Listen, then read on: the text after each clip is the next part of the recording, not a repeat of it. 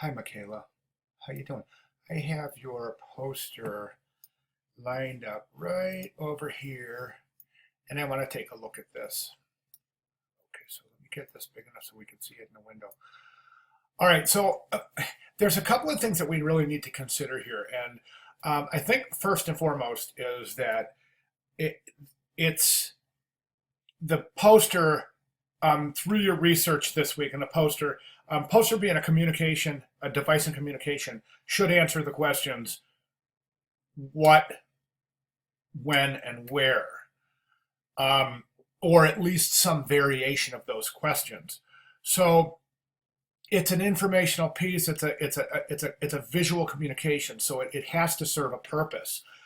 Even if it's a PSA or it's just strictly informational, it still has to share some information, making it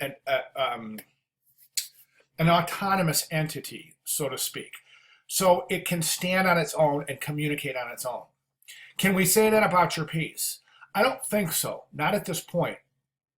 All we're saying is, and it's very, very vague. It's not telling us anything really at all, Michaela. It's just saying make history. You've got a nice little typographic composition up here. I'm not sure what that is right there.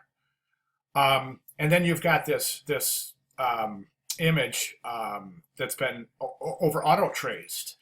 So, and I'll tell you what, I should probably tell you guys to disable your auto trace for this class, because I know I'm going to be dealing with a lot of it. Turn it off, Michaela. Don't use it. It's useless. It's okay for doing studies, maybe for developing illustrations and such, but as for a final product, it's just not good. So, especially in your portfolio. So keep that in mind. Nobody's going to want to see an auto trace command in your portfolio. So, being an illustration class, we have to illustrate this building.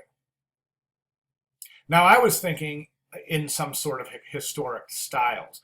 I'm not sure in what era or what year you're trying to preserve and make history here, so I can't really comment yet on what those historical styles might be.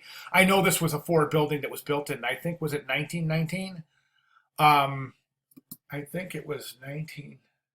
I don't remember, Michaela. I thought you said it was 1919. So, there's a lot of information there we can use to devise the poster. So I want you to think about that. Okay. I also want you to think about this kind of centered composition, because you have this composition where you're not allowing yourself any more type as it is. I mean, you're right down in a margin on the bottom and the top. There's no room on the sides that would even be visible from the point of reference here that you have this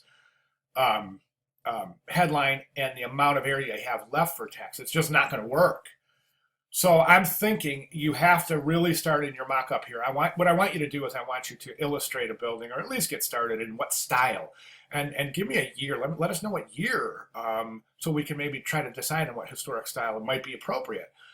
Also, what kind of typography might be appropriate in terms of what typefaces you choose. Okay, so what I want you to do is I want you to get that sub-information together. What, when, where, and basically why.